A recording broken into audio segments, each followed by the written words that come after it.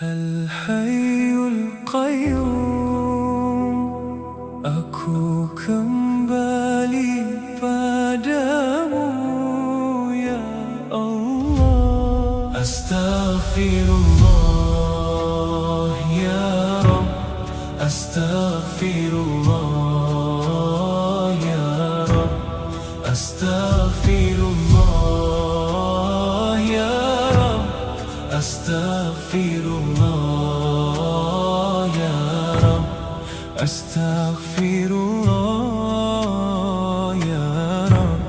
Bersihkan hati yang gelap, la ilaha illallah.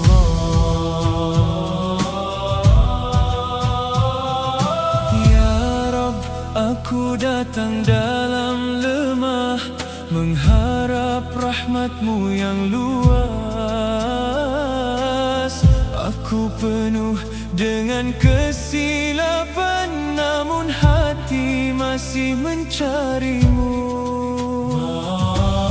Mata ini pernah lihat yang sia, hingga hati menjadi gelap. Telinga ini pernah dengar dosa yang merosakkan jiwa. Lidah ini pernah berkata dusta, melukai insan tanpa sedar. Perut ini pernah isi yang haram tanpa takut kepadamu. Astaghfirullah. Al-Hayyul Qayyum,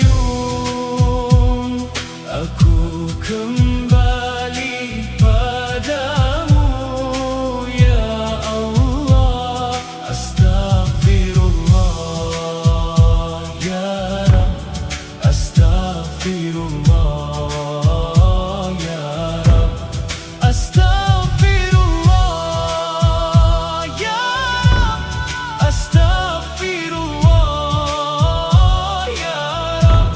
Bersihkan hati yang gelap, la ilaha illallah. Aku datang dengan air mata, mengharap redha-Mu semula.